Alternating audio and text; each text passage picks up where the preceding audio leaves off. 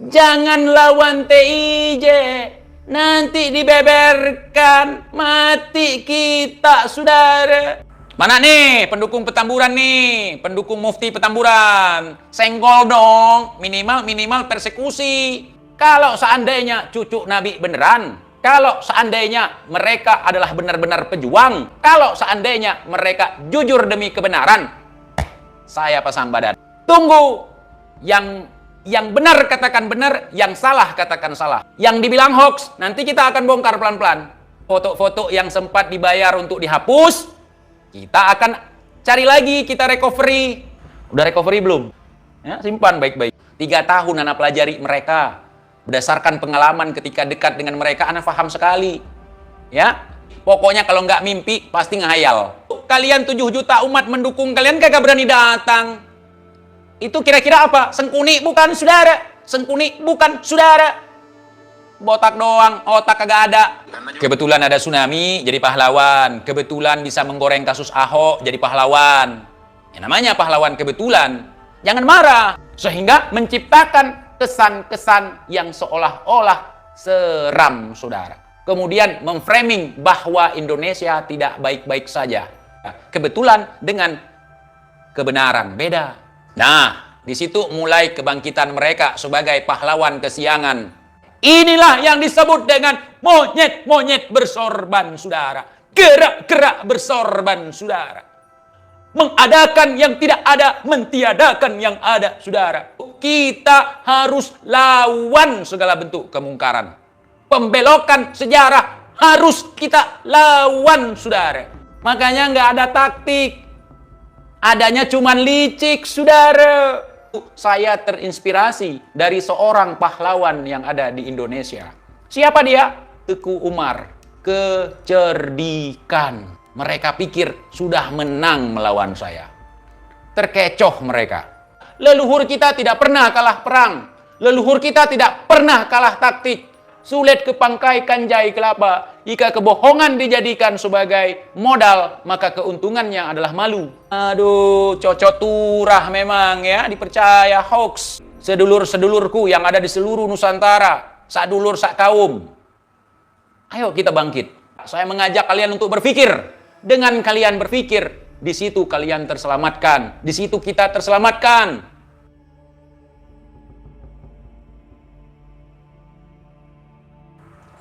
Assalamualaikum warahmatullahi wabarakatuh. Sahabat TIJ dimanapun kalian berada, semoga kita semua selalu dalam lindungan Allah Subhanahu wa Ta'ala. Salam persaudaraan dari Aceh untuk teman-teman yang ada di seluruh Nusantara, dari Sabang sampai Merauke, dari Miangas hingga Pulau Rote. Di kesempatan kali ini saya ingin membahas lagi Bung Rizik ya, sebagai imam besar FPI. Tapi kalau imam besar umat Islam di Indonesia, saya tidak termasuk di dalamnya. Karena saya juga sebagai muslim tidak mengakui, tidak pernah membaiat kepada beliau.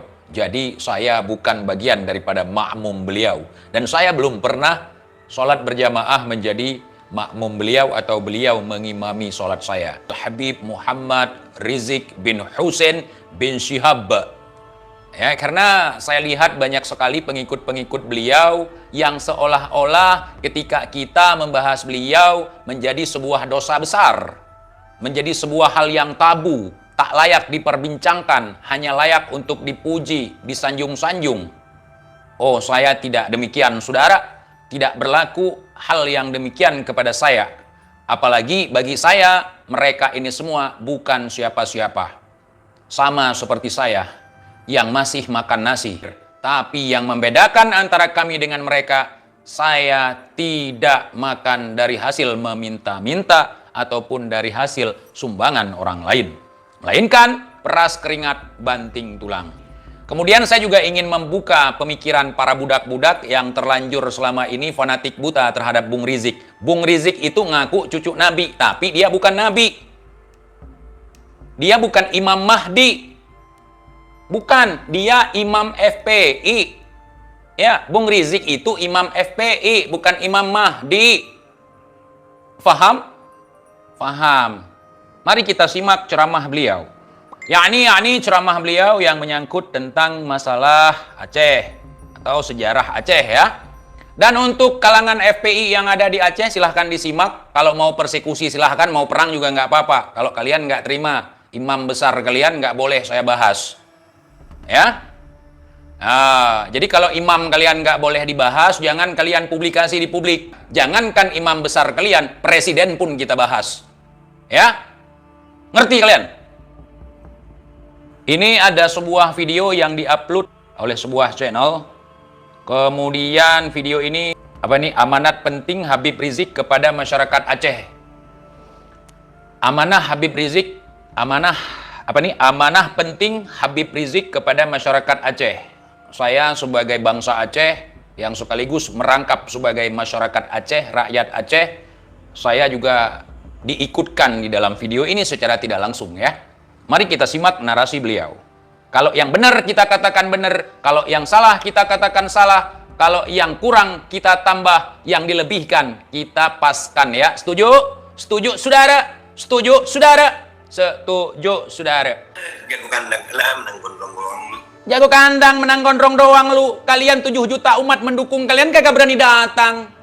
Giliran gua dijeblosin ke penjara gara-gara gua nggak ngakuin mereka Habib, lu kesenangan.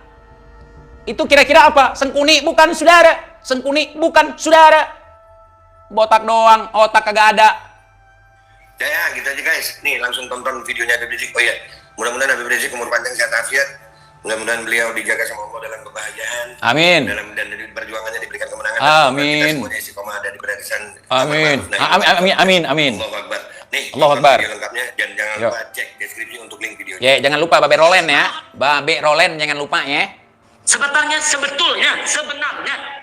saya enggan menanggapi Itu narasi cuci otak mereka selalu menggunakan. Sebenarnya saya males ngegubrisnya. Sebenarnya saya enggan menanggapinya. Sebenarnya kalau nggak seperti ini akan seperti itu. Itu jurus mereka dalam ingin menciptakan sebuah kondisi, saudara. Ana udah paham betul. 3 tahun Ana pelajari mereka.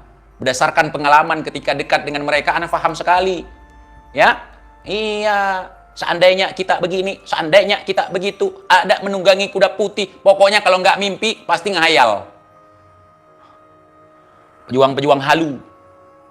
enggan menanggapi dakwahan ini, khusus persoalan ini. Namun karena jaksa penuntut umum punya niat jahat. Iya, sebenarnya dia pingin promosi, pingin branding diri sebagai orang hebat yang berjasa untuk tanah air ini. Kemudian menyalahkan jaksa yang jahat supaya dia harus mengeluarkan kesaktian dia, apa yang dia miliki, kehebatan dia. Kan itu jurusnya, saudara. Ini trik licik ala bocil. Ya, kalau ini kita gunakan untuk melawan penjajah, hancur kita, saudara. Ini basa-basi. Namun karena jaksa penuntut umum punya niat jahat untuk memfitnah FPI. Ini orangnya kasyaf atau apa? Sampai niat orang dia tahu, saudara.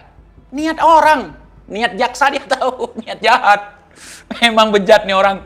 Dan melecehkan anggota beserta simpatisannya, maka saya memandang perlu untuk memaparkan aneka kegiatan kemanusiaan FPI yang luar biasa. Luar biasa, dipuji oleh imam besarnya, bukan dari orang lain. Dari dianya sendiri, dari pengikutnya sendiri, dari gerombolannya sendiri. Beliau sangat luar biasa. Padahal kita sendiri yang punya kerja. Bukan diakui. Berdaulat itu diakui, bukan mengakui. Untuk menghadirkan ribuan bukti aktivitas kemanusiaan. Satu bukti aja. Tunjukkan yang terkait masalah perdamaian Aceh antara GAM dengan pemerintah Republik Indonesia. Tolong diwakilkan oleh si Bedo. Tunjukkan di dalam kontennya bukti. Nanti biar gua ada bahan lagi membantah. Karena gue udah tahu, paling-paling kalian nunjukkan ini kertas yang kalian baru-baru buat. Sekalian stempelnya yang bisa dipertanggungjawabkan. Tanda tangan dari orang-orang yang bisa dipertanggungjawabkan. Ini masalah sejarah, bro. Kalian mau nyari makan, ya, dengan bawa-bawa sejarah, kalian goreng, nggak bisa, nggak boleh. Bukti aktivitas kemanusiaan yang dilakukan FPI selama 22 tahun. Beberapa poin saja untuk aktivitas kemanusiaan. Ya, karena ribuan kan nggak habis. Yalah, yang penting-penting aja seolah terkesan hebat sebagai superhero, pahlawan kebetulan. Saya baca semua memakan Ya. waktu majelis hakim. Kebetulan ada tsunami, jadi pahlawan. Kebetulan bisa menggoreng kasus Ahok, jadi pahlawan. Ya namanya pahlawan kebetulan. Jangan marah, betul dan benar adalah dua kata yang sama, sinonim. Tapi kalau ditambah imbuhan, akan melahirkan makna yang berbeda. Kebetulan dengan kebenaran, beda. Walaupun betul dengan benar sama, kalau ditambahkan imbuhan, jadi kebetulan dengan kebenaran. Itu dua arti yang berbeda lagi. Iya. Mana nih pendukung Petamburan nih? Pendukung Mufti Petamburan. Senggol dong. Minimal persekusi. Baik, Karena kalau saya silakan. baca semua, memakan Ya. waktu majelis hakim. Karena juga nanti kita akan baca masing-masing ya. Tetap kita Terima akan kasih baca. majelis hakim. Ya. Jadi saya ringkaskan saja kepada semua pengacara. Beberapa saya pilih yang saya pandang sangat perlu. Ya, Bung. Ya. Aktivitas kemanusiaan Front Pembela Islam selama 22 tahun. Oke. Dari tahun 1998 sampai tahun 2020. 17 Agustus 1998, FPI dideklarasikan. Ini lagi bahas jasa. Jasa yang sebenarnya nggak fakta. Orang kalau bahas jasa, ditulis di dalam sejarah gitu kan, dimasukkan di dalam sejarah. Ini di pengadilan, bahas jasa ya. Harga jasa. Membantu masyarakat mengamankan Jakarta dari kerusuhan dan penjarahan. Nah, di situ mulai kebangkitan mereka sebagai pahlawan kesiangan pasca aksi 98 di ibu kota Jakarta. Di situ mereka mulai muncul sebagai pahlawan, padahal mereka bukan siapa-siapa, saudara. Iya, ketahuan saudara. Ketahuan saudara.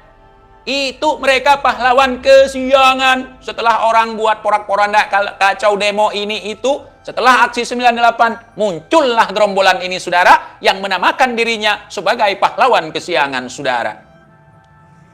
Sepanjang tahun 1999, FPI melakukan dua hal besar. Satu, FPI terlibat langsung dalam penanganan konflik Ambon sejak awal tragedi 19 Januari 99 hingga terciptanya perdamaian. Saya dan kawan-kawan langsung turun ke Ambon dan langsung menghadiri perdamaian tersebut. Ini saya nggak tahu ya, masalah di Ambon saya nggak tahu. Kalian yang dari Ambon angkat bicara dong. Bener nggak seperti ini? Dipimpin oleh Bapak Wakil Presiden Hamzah Has ketika itu. Kemudian yang kedua, FPI mengajukan proposal perdamaian Aceh yang kemudian dijadikan acuan pengambil kebijakan sampai terjadinya kesepakatan Helsinki untuk Aceh. Pada tanggal 1 Juni Tapi kalau omongannya meyakinkan ya kan, apalagi bagi budak, nggak mikir. 1999, FPI mengusulkan dan mendiskusikan langsung konsep FPI dalam penyelesaian konflik Aceh. Kalian kan sering nunjukin jasa-jasa kalian. Misalnya kayak bantu korban tsunami. Waktu konferensi itu ada nggak kira-kira videonya, fotonya misalnya? Yang lagi rapat, rame-rame. Sertakan dong. Biar kita percaya. Ya kan? Nanti baru kita bantah. Di markas besar TNI Cilangkap bersama Kaster Abri ketika itu Majen TNI Susilo Bambang Yudhoyono, yaitu mantan presiden kita, dan Mayor Jenderal Sudi Silalahi, mantan menteri sekretaris kabinet kita, untuk disampaikan kepada Pangat Jenderal Wiranto dan Presiden RI B.J. Habibie, berikan kompensasi kepada semua keluarga korban kekerasan militer di Aceh. 3, berdayakan semua anggota GAM dan AGAM untuk mengelola pemerintahan daerah di Aceh sekaligus menjaga keamanan Aceh. 4, pembagian hasil daerah Aceh 75%. Itu yang dia baca salah satu isi daripada MOU Helsinki. Mungkin setelah ada MOU itu dia pelajari, kemudian seolah-olah jasa dia itu. Self-government merupakan usulan daripada pihak GAM. Pemerintahan sendiri, sehingga dibolehkan membangun partai lokal. Seolah-olah jasa beliau, saudara. Beliau, saudara. Yang hari ini kita kalau ngomongin beliau kualat, mencong muka kita, saudara. FPI menggelorakan gerakan rekonsiliasi nasional dan percepatan pemilu demi perdamaian dan keutuhan NKRI. Karena maupun tulisan. Dan saya tidak tahu. Kalau ada statement yang mengatakan Bung Rizik adalah pelopor perdamaian antara GAM dengan pemerintah Republik Indonesia dengan proposal yang tidak jelas itu, saya tidak percaya. Tidak percaya. Menjelang terjadi perdamaian itu, kita semua di Aceh monitor. Tidak ada satu media pun, baik dari pihak GAM maupun dari pihak pemerintah, yang menyebutkan nama beliau. Logikanya, seorang yang dijadikan sebagai pelopor, pasti namanya disebutkan. Minimal diundang di acara-acara perayaan perdamaian MOU Helsinki. Minimal diundang dong. Kan sebagai pelopor, ada jasanya. Ya kan? Contoh, ada orang yang ada jasanya. Misalnya, Menir Utsman dikasih lencana. Ada fotonya lagi dengan menggunakan lencana. Itu jelas Menir Utsman. Sementara Menir Utsman yang ada buktinya, ada datanya, dinafikan nama mereka. Inilah yang disebut dengan monyet-monyet bersorban, saudara. Gerak-gerak bersorban, saudara. Menghalalkan yang haram, mengharamkan yang halal, saudara. Mengadakan yang tidak ada, mentiadakan yang ada, saudara. Ini disebut dengan nyamar ma'ruf, nyambi mungkar, saudara. Maka, oleh sebab itu, kita harus lawan segala bentuk kemungkaran. Pembelokan sejarah harus kita lawan, saudara. Hati-hati, saudara. Ini merupakan pelopor penyambung lidah Orde Baru, saudara. Mereka akui atau tidak, sejarah mencatat gerak-gerik mereka, kiprah mereka di dunia politik. Mereka terlalu gencar mempromosikan film G30 SPKI, saudara. Sementara kita sebagai rakyat awam tidak tahu pasti peristiwa G30 SPKI itu seperti apa. Apakah seperti yang difilmkan itu? Atau di luar itu? Makanya setelah reformasi ada penghentian pemutaran film tersebut. Disebabkan di situ ada ketidaknyambungan sejarah. Alias banyak kepentingan Orde Baru untuk menggulingkan pemerintahan Soekarno. Sehingga menciptakan kesan-kesan yang seolah-olah seram, saudara.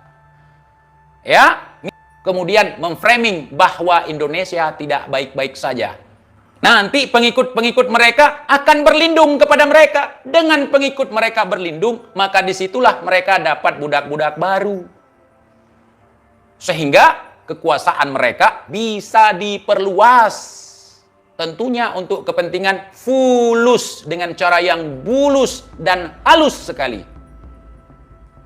Makanya saya lawan. Kalau seandainya cucu Nabi beneran, kalau seandainya mereka adalah benar-benar pejuang, kalau seandainya mereka adalah pahlawan, kalau seandainya mereka jujur demi kebenaran, saya pasang badan. Saya pernah pasang badan saat Bung Rizik baru pulang. Saya pernah buatkan video. Kalau Jakarta tidak aman, Bung Rizik, silahkan datang ke pos ronda. Apa yang ada di sini, kita makan. Pernah tidak kalian nonton video saya? Ketika ada penolakan Bung Rizik di Aceh, yang dilakukan oleh segelintir orang yang bukan orang Aceh, saya langsung telepon rekan-rekan saya. Jangan sampai kita menolak kehadiran siapapun. Jangankan Bung Rizik, Yahudi pun datang ke Aceh, kita sambut sebagai tamu. Kalaupun Yahudi datang ke Aceh, tidak akan pernah bisa untuk mengubah keimanan kita. Kecuali kalau mereka datang untuk menjajah kita. Baru kita lawan. Itu, saudara. Tunggu.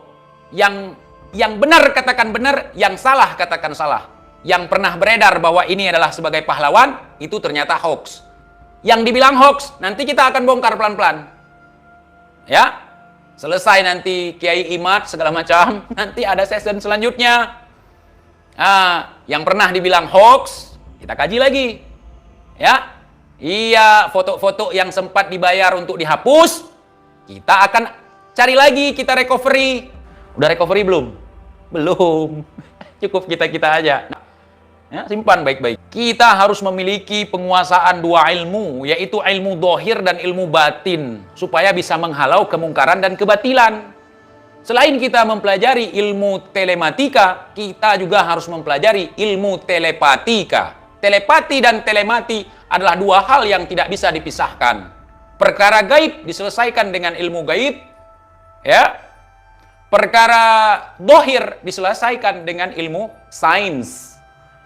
Jadi kita nggak menggunakan cocok logi, walaupun omongan saya ngawur terkesan, tapi insya Allah terukur, saudara. Kenapa pada diam semua dengan omongan saya?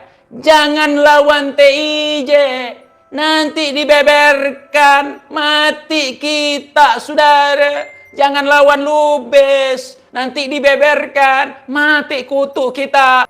Makanya nggak ada taktik, adanya cuman licik, saudara.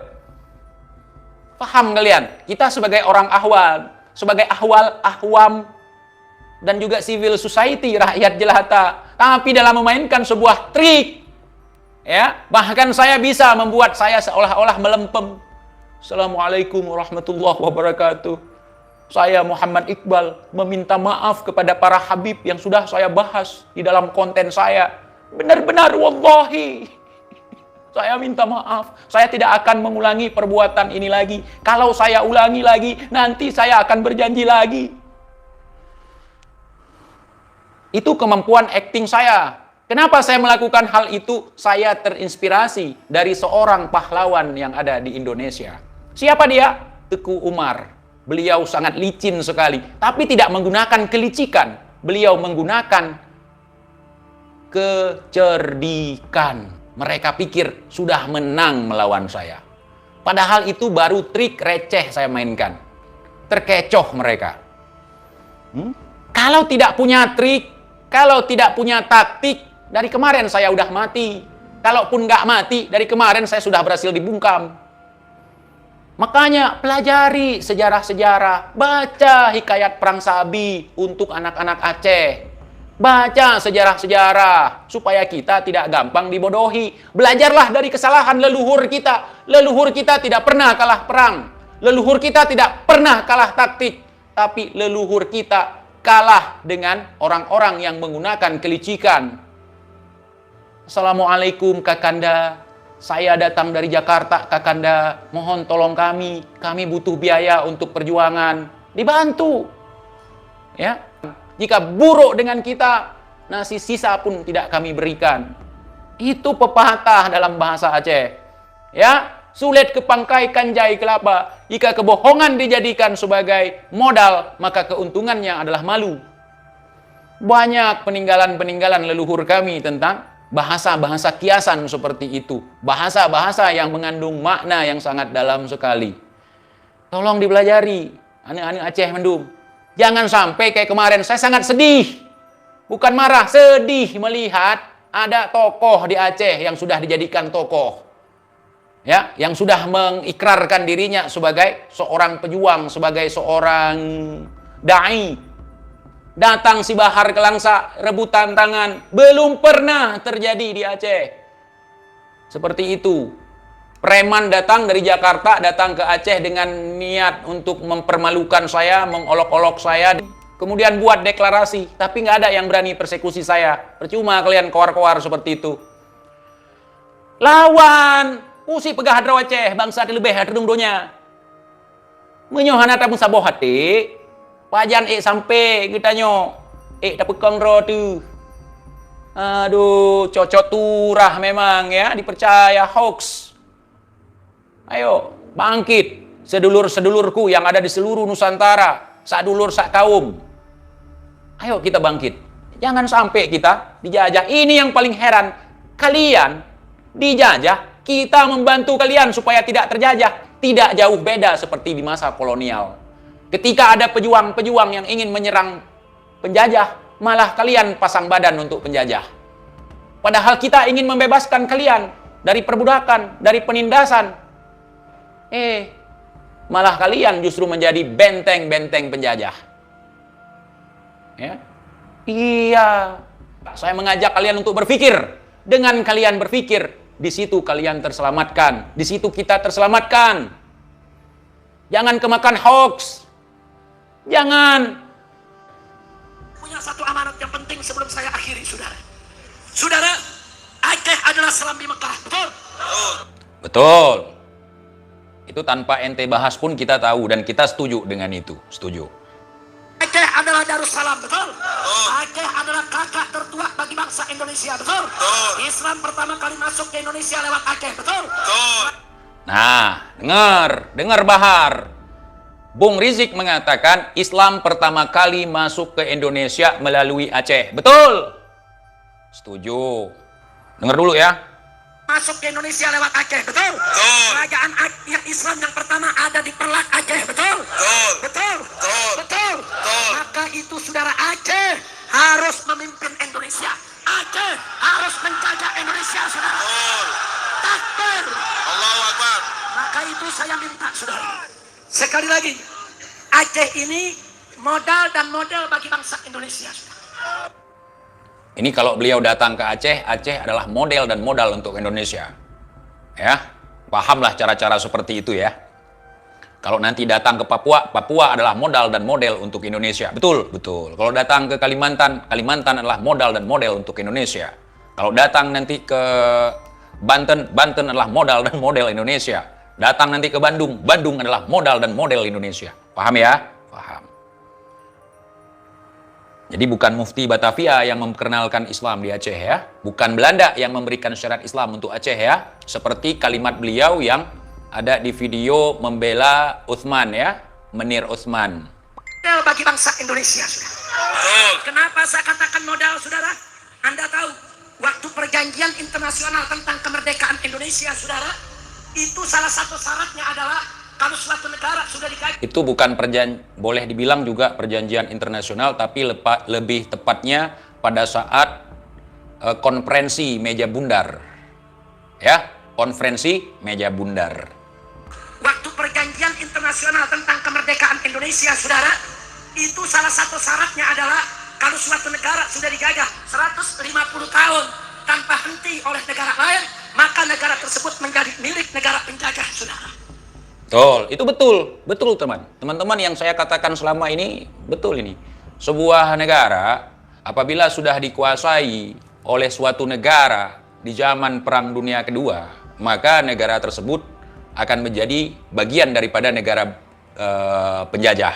Misalnya Nusantara dikuasai oleh Belanda lebih dari 150 tahun ataupun 150 tahun, maka negara tersebut akan menjadi bagian daripada negara penjajah. Itu betul. Ya, hukum internasional pada masa itu. Itu semua wilayah Indonesia sudah dijajah, saudara, hampir 300 tahun. Tapi ada Enggak, kalau Indonesia dijajah 300 tahun, 350 tahun, itu enggak benar. Karena Indonesia baru. Karena sebelumnya yang dijajah oleh Hindia Belanda adalah Nusantara. Yang di Aceh ada kerajaan Aceh. Kemudian yang di Kalimantan ada kerajaan Kutai. Ya, yang di Banten ada kerajaan Banten. Yang di mana-mana pokoknya ada kerajaan-kerajaan masing-masing waktu itu. Jadi Indonesia usianya belum sampai segitulah. yang maju ke depan, saudara. Allahu Akbar. Kata Aceh, saudara, dan Belanda. Ya, salah seorang tokoh di Aceh pada konferensi meja bundar ketika Belanda ingin menghilangkan Indonesia, kemudian mau mengklaim seluruh Nusantara sebagai Belanda, maka ada seseorang yang sangat masyhur namanya waktu itu, apalagi di kalangan kita masyarakat Aceh, beliau membantah. Tidak, Tuan Belanda, tidak. Aceh masih ada, Aceh masih berdaulat. Walaupun yang terakhir kerajaan di Nusantara ini, yakni Yogyakarta, menyerahkan kedaulatannya kepada Belanda, namun Aceh walaupun sultannya ketangkap, tidak menyerahkan kedaulatannya kepada Belanda. Sehingga negara-negara Islam, dunia Islam membenarkan hal itu, sehingga Belanda tidak bisa mengklaim bahwa Indonesia adalah bagian daripada kerajaan Belanda. Batal dan Indonesia internasional. Takbir. Allahu Akbar. Takbir. Allahu Akbar. Tapi ini ada udang di balik batu, ada udang di balik bakwan, ada udang di balik ketiak, ada yang otak udang juga, yang tidak paham akan udang di balik batu. Aceh. Yang pertama kali beli siapa? Aceh. Yang modali kemerdekaan siapa?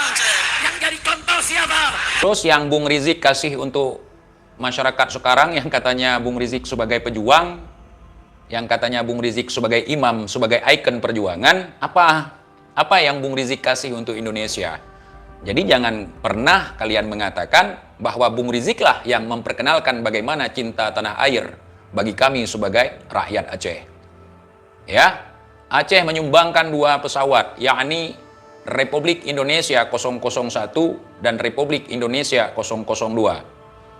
Itu merupakan cikal bakal berdirinya PT Garuda yang ada di negeri ini. Itu dikarenakan untuk melewati blokade-blokade Belanda melalui jalur udara dan juga mempermudah hubungan luar negeri. Dan Indonesia memodali Kiai Agus Salim sebagai Menteri Muda Luar Negeri untuk datang ke berbagai negara, teman-teman. Ya, dan sebuah kapal laut ya, sebagai armada laut juga disumbangkan oleh rakyat Aceh. Udah, lanjut, nggak usah ke situ kita. Harus menjadi lokomotif perjuangan Islam di negara kesatuan Republik Indonesia. Betul. Ya, kita yang di Aceh ini harus menjadi lokomotif perjuangan Islam di Nusantara atau di Indonesia. Betul? Betul. Kita simak lagi.